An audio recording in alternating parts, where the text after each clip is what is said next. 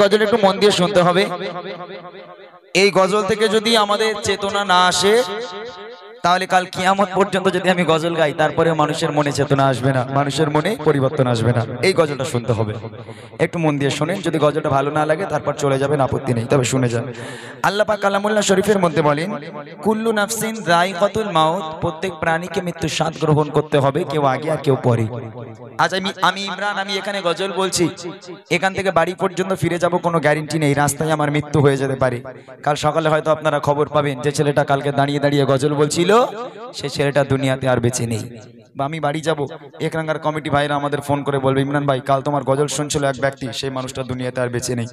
মৃত্যুর কোনো গ্যারান্টি নেই। রাত্রেবেলা বাড়িতে ঘুমাবেন, সকালে উঠতে পারবেন না। তবে এই যে মরণ আমাদের হবেই, মৃত্যু আমাদের হবেই।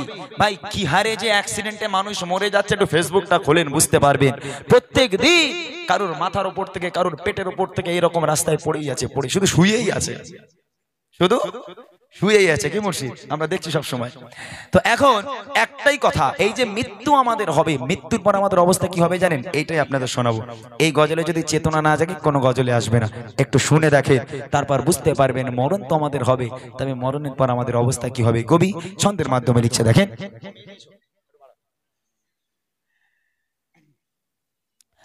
কবর কবর কঠিন কবর,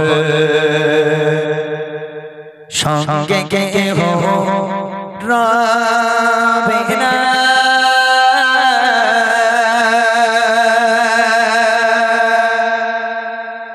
কবর কবর কঠিন কবর, সঙ্গে কে হো রবে না, কবর কবর কঠিন কবর, সঙ্গে কে হো রবে না, কবর কবর কঠিন কবর, সঙ্গে কে হো রবে না, সাবার পিছে খাবে কুরে, সাবার পিছে খাবে কুরে, সাধের দেখো খানা, কবর কবর কঠিন কবর, সঙ্গে কে হো রবে না, কবর কবর কঠিন কবর, সঙ্গে কে হো রবে না, সাবার পিছে খাবে কুরে, সাবার পিছে খাবে কুরে, সাধের দেখো খানা, কবর কবর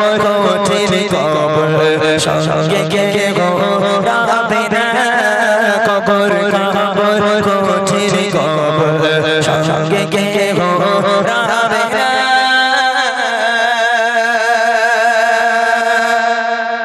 ভোরের বেলা মুয়াজ্জিন মসজিদে যাবে, মসজিদে গিয়ে মসজিদের মাইক অন করে তখন হাঁকবে আমাদের খদ্দসিন গ্রামে অমুকের বাড়ি, অমুকের বাপ, অমুকের মা, অমুকের দাদা দাদি ইন্তেকাল হয়ে গেছে, জোহর বাদ তার জানাজা দাফন হবে ইনশাআল্লাহ।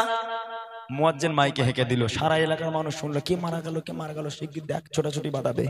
কত মানুষ বলবে, এই কাল এই মানুষটা আমার পাশে বসে বসে গজল শুনছিল, কেউ বলবে কাল এই মানুষটা আমার পাশে বসে বসে ওয়াজ শুনছিল, আহা মারা গেল।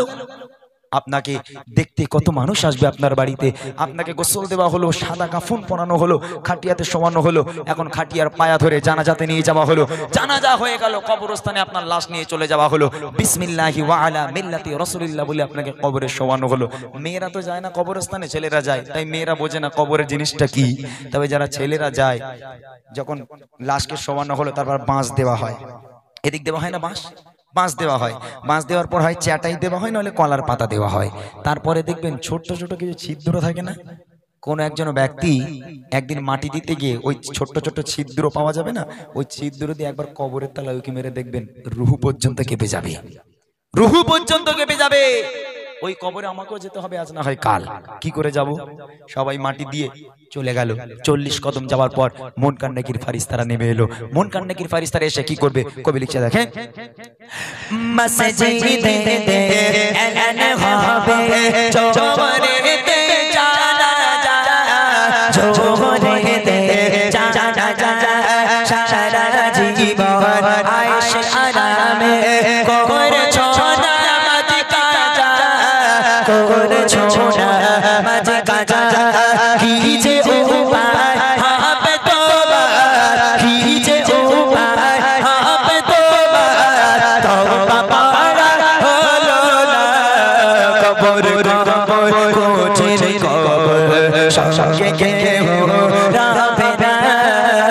কবর কবর কঠিন কবর সঙ্গে কে রাবে না সাপার বিছে খাবে কুরে সাপার বিছে খাবে কুরে সাধে রইতে খানা কবর কবর কঠিন কবর সঙ্গে কে রাবে না কবর কবর কঠিন কবর সঙ্গে কে রাবে না।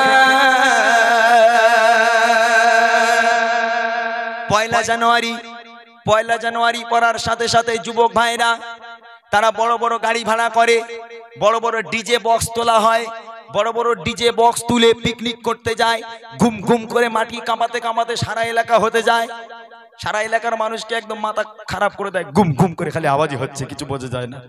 এখন এই ডালা বডি গাড়ি, এখন এই ডালার উপরে কিছু যুবক ছেলে দাঁড়িয়ে দাঁড়িয়ে ওই তালে তালে ডান্স করছে। এক্সাম্পল স্বরূপ গাড়িটা অ্যাক্সিডেন্ট হলো, তুমি পেছন থেকে ডান্স করতে করতে নিচে পড়ে গেলে, পেছন থেকে আর এক গাড়ি তোমাকে চাপা দিয়ে তোমার উপর দিয়ে পিষে গাড়িটা চলে গেল, তুমি মারা গেলে, তোমার ঠিকানা কি আল্লাহর জান্নাত? আল্লাহর জান্নাত তোমার ঠিকানা? যুবক ভাইরা রাগ করলে হবে না, আজ যদি আমি এখানে না বলি আল্লাহর কাছে জবাব দিতে হবে আমার, তাই বলে যাচ্ছি রাগের জন্য নয়, মানুষকে পরিবর্তনের জন্য। মুনকার নাকির ফারিস্তারা নেমে এলো, ওঠো, অনেক ডিজে বাজিয়েছো, অনেক গান শুনেছো, নামাজ তো জীবনে পড়োনি। মসজিদে এই মুরব্বিগুলো ঠাক ঠাক করে কাঁপতে কাঁপতে শীতের সময় নামাজ পড়তে গেছে, জীবনে তো নামাজ মুখে হওনি। কই বলো তো দেখি তোমার রবকে, তোমার ধর্ম কি, তোমার নবীকে বলো। ঈমান আমল থাকলে বলতে পারবো, আর যদি ঈমান আমল না থাকে হায় আফসোস, হায় হায় হায় আফসোস, আমি জানি না, আমি কিচ্ছু জানি না, আমি তোমাদের ভাষা বুঝি না, তোমরা কি বলছো আমি কিচ্ছু বুঝি না। তোমরা সামনে আসবে না, তোমাদের ভয়াবহ চেহারা দেখে বুক কেঁপে যায়, সরে যাও সরে যাও, খবরদার ফেরেশতা তোমরা আমার সামনে আসবে না। ফেরেশতারা বলবে আল্লাহ রিজেক্ট করা মাল, ডিজে বাজানো মাল, আল্লাহ বলবে তোরা চলে আয়। মুনকার নাকির ফারিস্তারা কবর থেকে উঠে চলে গেল, আল্লাহ পাক ডাক দিয়ে বলবে কানা আর কালা দুটো ঢোক, দুই ফেরেশতা কানা আর কালা দুটো ঢোক, তোরা দেখতেও পাসনি শুনতেও পাসনি, ওরে যা লেতো, ওরে লেতিয়ে ওরে ডিজে বানা, ডিজে বানিয়ে একটু ওরে বাজা দিনি, কবরের মাটি কাপা, আমি আল্লাহ বসে বসে একটু দেখি। রাগ করলে হবে না ভাই, কবরে সাপ আসবে শুনেছেন? আমরা মনে করি ও আমার ছেলের কত ডাঁড়া সাপ কামড়ালো, একটু গুনিনের কাছে গেছে থুতু মেরোতে যে বিষ পানি হয়ে গেছে, এরকম মনে হয় না? কবরে সাপ, একটা সাপ যদি দুনিয়ার বুকে কোথাও নিঃশ্বাস ফেলে, কাল কিয়ামত পর্যন্ত সে জায়গায় সবুজ ঘাস জন্ম নেবে না। এই রকম বিষাক্ত বিষাক্ত সাপ একটা নয়, এক একটা কবরে 99টা করে থাকবে। যাও কাল থেকে ডিজে বাজাও, নামাজ কাজা করো, নামাজ পড়ার দরকার নেই, তবে যেদিন মৃত্যু এসে যাবে হাতড়ে কুল পাবে না, এতটুকু মনে রেখে দাও। হে যুবক ভাই, তোমাদের ইবাদত আল্লাহর কাছে অনেক প্রিয়। একটা মুরব্বী মানুষ যদি সারা জীবন ইবাদত করে আর তুমি একটা রাত ইবাদত করবে, সেই মুরব্বীর থেকে তোমার ইবাদতের দাম আল্লাহর কাছে অনেক বেশি। জোরে বলুন না সুবহানাল্লাহ। হে যুবক ভাই, আর নামাজ কাজা করো না ভাই, হাতে না ধরে পায়ে ধরে বলি, আল্লাহর কাছে তওবা করে তুমি আল্লাহর পথে ফিরে যাও। আল্লাহ পাক চাইলে তোমার জীবন জিন্দেগির সমস্ত গুনাহ খাতাকে মাফ করে আল্লাহ তোমাকে বেগানা মাসুম করে দেবে। আরেকবার জোরে বলো। তাই কবি লিখছে থাকে, মন কারণে ফারিস্তারা আসবে যখন কবরে, আসবে যখন কবরে, করবে তখন তোমায় সওয়াল, জবাব দেবে কি করে, জবাব দেবে কি করে, না পারিলে সওয়াল জবাব, না পারিলে সওয়াল জবাব কি হবে ভেবে দেখো না।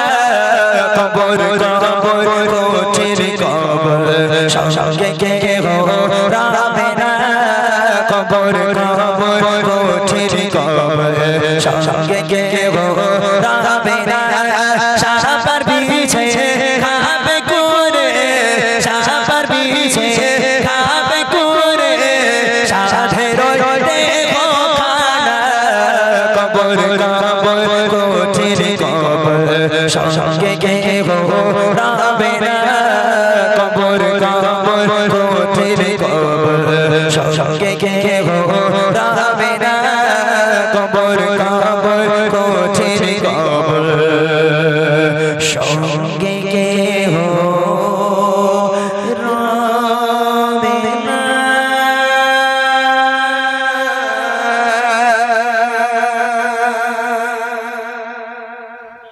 মাশাআল্লাহ, শুনলেন কবর সংক্রান্ত একটি কালাম। আমার কমিটি ভাইরা মা আমিনার দোলাই দেখো দোলে মিমের ফুল, মা আমিনার দোলাই দেখো দোলে মিমের ফুল, দুনিয়া ঘুরে পাবে না গো যাহার সমতল। মা আমিনার দোলাই দেখো দোলে মিমের ফুল, দুনিয়া ঘুরে পাবে না গো যাহার সমতল। সে আসার পরে পড়ছে দেখো, আসার পরে পড়ছে দেখো সারা জগৎ কোল, আসার পরে পড়ছে দেখো সারা জগৎ কোল। কি পড়ে? বলে লা ইলাহা ইল্লাল্লাহু মুহাম্মাদুর রাসূল, লা ইলাহা ইল্লাল্লাহু মুহাম্মাদুর রাসূল। মা আমিনার দোলাই দেখো দোলে মিমের ফুল, দুনিয়া ঘুরে পাবে না গো যাহার সমতল। মা আমিনা চিন্তা করে আল্লাহর তরফ থেকে কি খবর আসে, কবি ছন্দের মাধ্যমে আরো কি লিখছে দেখুন। জন্মকালে এতিম বলে পিতার ছায়া ছিল না মাথায়, নবী জন্ম নিল যখন শুধু ছিল মা আমিনা, ছিল না ভাই বোন, শুধু ছিল মা আমিনা, ছিল না ভাই বোন। জন্মকালে এতিম বলে মা আমিনা ভাবে, নবী জন্মকালে এতিম বলে মা আমিনা ভাবে, করব কেমন লালন পালন খোদা গো কি হবে, করব কেমন লালন পালন খোদা গো কি হবে। তখন গাইবে এক খবর গেল, শোনো আমিনা বিবি, তোমার কোলে নাজিল হলো খোদার শ্রেষ্ঠ নবী। আল্লাহ স্বয়ং তার লালন পালনে নিয়েছে গো ভার, আর জিবরিল আমিন থাকবে হোগে ওর পাহারাদার। ও সৃষ্টি কুলের শিরোমণি, সৃষ্টি কুলের শিরোমণি আর নবী কুলের মোল, সৃষ্টি কুলের শিরোমণি আর নবী কুলের মোল। দুনিয়াতে যার নাম হবে মুহাম্মদ রাসূল, দুনিয়াতে যার নাম হবে মুহাম্মদ রাসূল। মা আমিনার দোলাই দেখো দোলে মিমের ফুল, দুনিয়া ঘুরে পাবে না গো যাহার সমতল। এই দুনিয়াতে একদিন একটা ইহুদি এসে প্রশ্ন করছে, মোহাম্মদ তুমি বলো তোমার আসার আগে অনেক পয়গম্বর অনেক নবী এসেছে, তাদের কাছে তারা অনেক মজেজা দেখিয়েছে, কিন্তু তুমি যে বলছো শেষ নবী মোহাম্মদ, তুমি আল্লাহর শ্রেষ্ঠ, তুমি আল্লাহর শেষ নবী, তুমি যে পয়গম্বর বলে দাবি করছো, আমি কেমন করে মানবো? তুমিও এইরকম একটা কোনো মজেজা দেখাও, তাহলে আমি তোমাকে বিশ্বাস করব, তোমার কাছে কলমা পড়ে মুসলমান হয়ে যাব।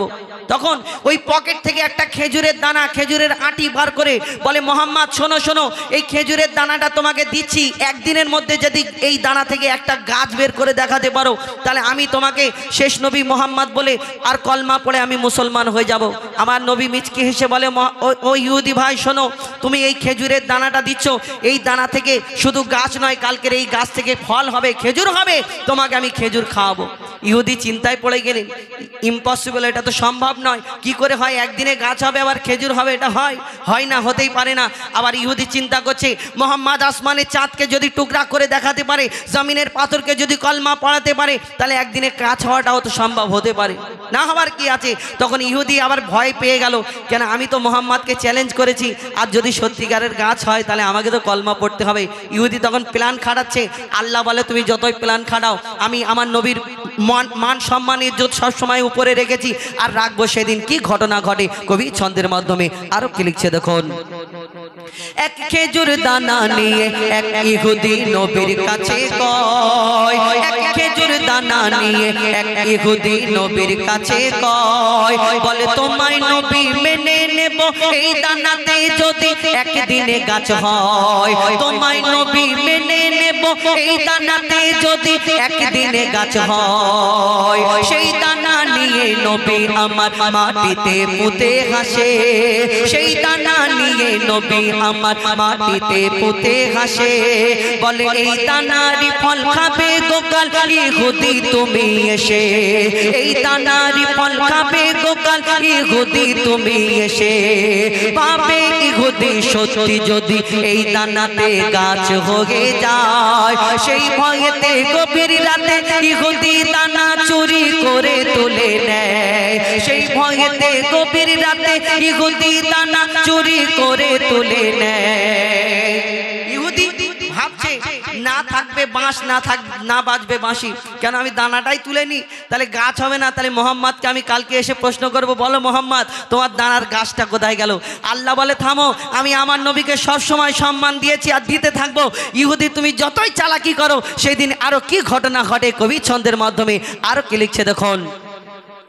পরের দিনে সেই ইহুদি নবীর সাথে গাছ দেখতে যায়, পরের দিনে সেই ইহুদি নবীর সাথে গাছ দেখতে যায়, গিয়ে দেখে সে তাই গাছ হয়ে ফল ভরে নয়। পরের দিনে সেই ইহুদি নবীর সাথে গাছ দেখতে যায়, গিয়ে দেখে সে তাই গাছ হয়ে ফল ভরে নয়। নিজের হাতে নবী তাকে সে গাছের খেজুর খেতে দেয়, আর খেজুর খেয়ে বলে ইহুদি এর দানা কোথায়? মোহাম্মদ সব খেজুরের দানা থাকে, তোমার খেজুরের দানা নেই কেন? মোহাম্মদ আমার নবী তাকে বেইজ্জত করবে না বলে তাকে ইশারায় কি বোঝাতে চাই কবি ছন্দের মাধ্যমে লিখছে দেখুন। নবী তাকে নিজের হাতে সে গাছের খেজুর খেতে দেয়, আর খেজুর খেয়ে বলে ইহুদি এর দানা কোথায়? নবী বলে যে গাছের দানা রাতে চুরি হয়ে যায়, আমার নবী বলে যে গাছের দানা রাতে চুরি হয়ে যায়, সেই বিনা দানার গাছের খেজুরে দানা কি আর হয়?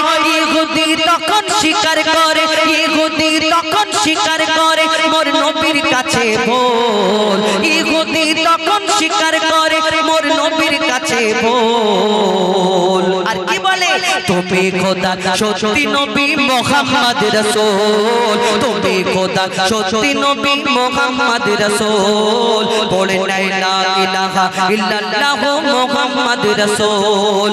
মা আমিনার দোলাই দেখো দোলে মিমের ফুল, দুনিয়া ঘুরে পাবে না গো যাহার সমতল।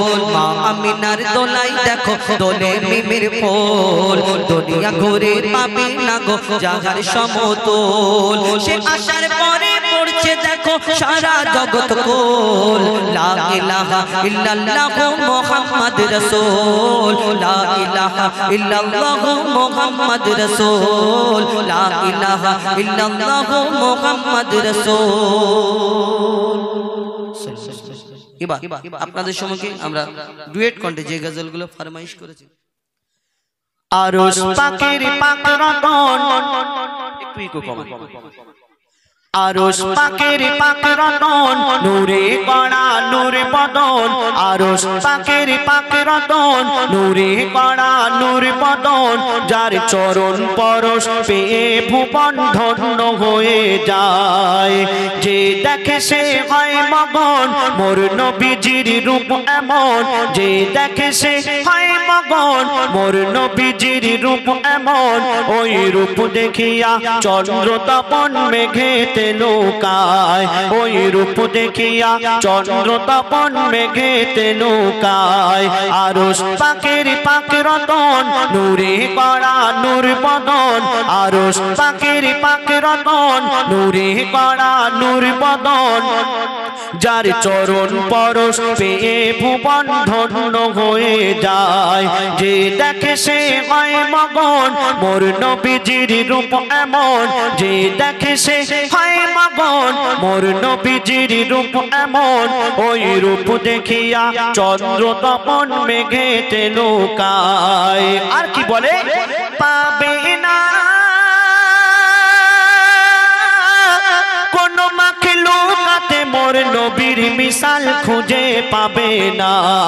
আরশ পাকের পাক রতন, নূরে গড়া নূর বদন, আরশ পাকের পাক রতন, নূরে গড়া নূর বদন, যার চরণ পরশ পেয়ে ভুবন ধন্য হয়ে যায়।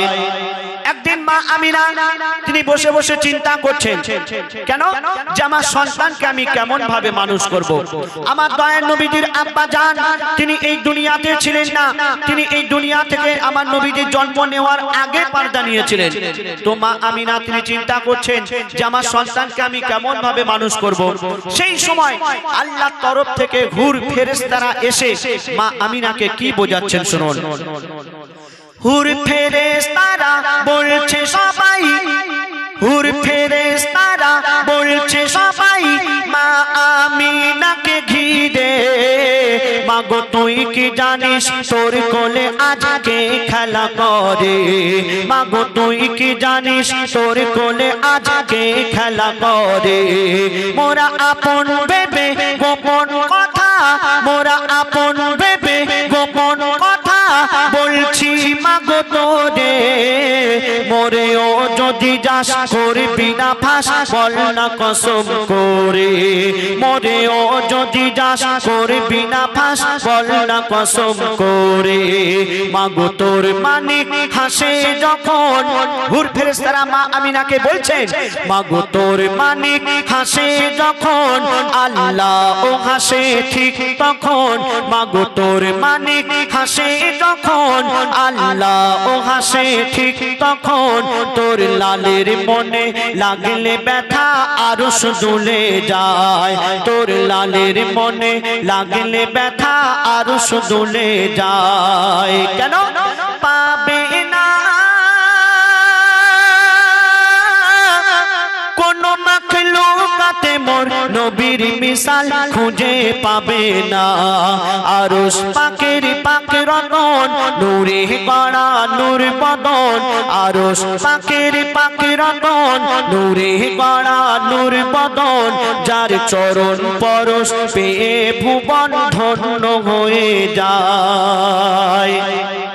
নবীজির জামানায় কিছু বেদিন মুশরিক শায়ের ছিল, আমরা যাদের বাংলায় কবি বলে থাকি। আমাদের যে গজলগুলো লেখে আমরা তাদের কবি বলি, আমরা যে কিতাবগুলো পড়ি যারা লেখেন তাদের আমরা কবি বলি। তো সেই নবীজির জামানায় কিছু কবি ছিল, শায়ের ছিল। তো সেই কবি যে কথাগুলো লিখতো, যে কথাগুলো বলতো, সেই যুগের মানুষরা মেনে চলতো, কবিদের বহু সম্মান দেওয়া হতো। তো আল্লাহ রসুল যখন কোরআন নিয়ে প্রচার করছেন, আল্লাহর বাণী নিয়ে প্রচার করছেন, তখন সেই যুগের মানুষেরা মনে করলো ইনি একজন বড় কবি। কেন কোরআন শরীফ আপনি পড়বেন দেখবেন প্রত্যেক আয়াত গজলের মতো মিল আছে, গজল যেমন প্রত্যেক ছন্দে ছন্দে মিল, তো কোরআনের আয়াত ও আল্লাহ পাক একদম মিলিয়ে মিলিয়ে দিয়েছেন। তো আল্লাহ রসুল যখন কোরআনের বাণী প্রচার করেন তখন সেই যুগের মানুষরা মনে করলো ইনি একজন বড় কবি আর নিজের মন গড়া কথা বলছেন, নাউজুবিল্লাহ। তো সেই বেদিনরা একদিন আমার দয়ার রাসূলের কাছে এসে কি বলছে শুনুন। মদিনার যত কাফের বলে তুমি শায়ের, মদিনার যত কাফের বলে তুমি শায়ের, নাকি দেবতাদের দেবতা। রোজ রোজ কথা পাও এত নতুন নতুন কথা, রোজ রোজ কথা পাও এত নতুন নতুন কথা। তখন বলে মোর দয়ার নবী, বলে মোর দয়ার নবী, বলে মোর দয়ার নবী আমি নই কোনো কবি, বলে মোর দয়ার নবী আমি নই কোনো কবি, বলি না মন গড়া কথা। আমি আমার জীবনে ধরিনি কবু কলম আর খাতা, আমি আমার জীবনে ধরিনি কবু কলম আর খাতা। আমার দয়ার রাসূল তিনি কোনো মাদ্রাসা স্কুলেতে পড়েননি, তিনি স্কুলেতে পড়েননি। কেন? তিনি কার কাছ থেকে শিখবেন?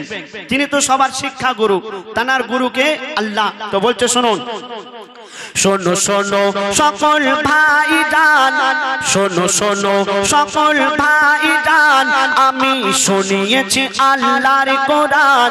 আমার দয়ার রাসূল সেই বেদিনদের বললেন, শোনো শোনো সকল ভাইজান, আমি শুনিয়েছি আল্লাহর কোরআন। এ কোরআন যে পড়ে আর যে শোনে তার গুনাহ মুছে যায়, এ কোরআন যে পড়ে আর যে শোনে তার গুনাহ মুছে যায়। পাবে না কোন মাখলুকাতে মোর নবীর মিসাল খুঁজে পাবে না আরশ পাকের রতন নূরে গড়া নূর বদন আরশ পাকের রতন নূরে গড়া নূর বদন যার চরণ পরশ পেয়ে ভুবন ধন্য হয়ে যায়। একদিন আমার দয়ার রাসূল হযরতে বিলালকে ডেকে বললেন, বিলাল তুমি আজ কাবার ছাদের উপরে উঠে আজান দাও। কেন? এটা আমার আল্লাহর ইচ্ছা। তো হযরত বিলাল তিনি কাবার ছাদের উপরে উঠলেন আর তিনি চিন্তায় পড়ে গেলেন, কেন আমি কোন দিকে ফিরে আজান দেব? হযরত বিলাল তিনি চিন্তায় পড়ে গেলেন আর কি করছেন শুনুন। কাবার ছাদের উপরে উঠে বিলাল পড়ে যায় চিন্তায় ভাবে কোন দিকে মুখ করে এখন আজান দেওয়া যায় ভাবে কোন দিকে মুখ করে এখন আজান দেওয়া যায়। হযরত বিলাল তিনি কাবার ছাদের উপরে উঠে চিন্তায় পড়ে গেলেন যে আমি কোন দিকে ফিরে আজান দেব। কেন? আমি তো কাবার দিকে মুখ ফিরে আজান দিই, কিন্তু কাবার ছাদের উপরে উঠে আমি কোন দিকে ফিরে আজান দেব? হযরত বিলাল তিনি চিন্তায় পড়ে গেলেন আর কি করছেন শুনুন। কাবার ছাদের উপরে উঠে বিলাল পড়ে যায় চিন্তায় ভাবে কোন দিকে মুখ করে এখন আজান দেওয়া যায় ভাবে কোন দিকে মুখ করে এখন আজান দেওয়া যায়। তখন হাজিরাতে বিলাল নবীজিকে সামনে দেখা পায় তখন হাজিরাতে বিলাল নবীজিকে সামনে দেখা পায় নবীজির দিকে ফিরে মধুর সুরে আজান দিয়ে দেয় নবীজির দিকে ফিরে মধুর সুরে আজান দিয়ে দেয়। আল্লাহু আকবার আল্লাহু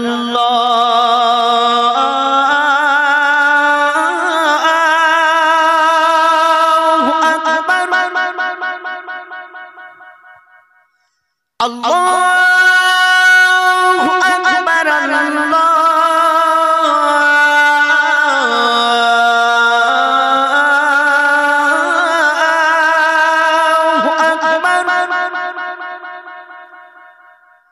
আশহাদু আল্লা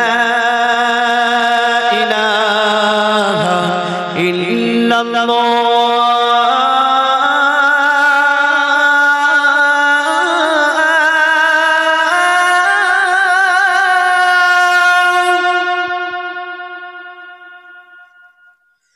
আশহাদু আন্না মুহাম্মাদার রাসূলুল্লাহ।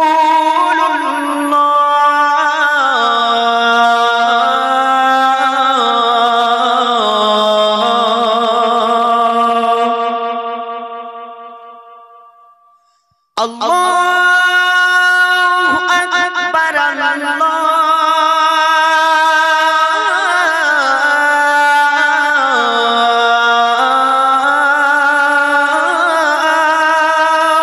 আকবার লা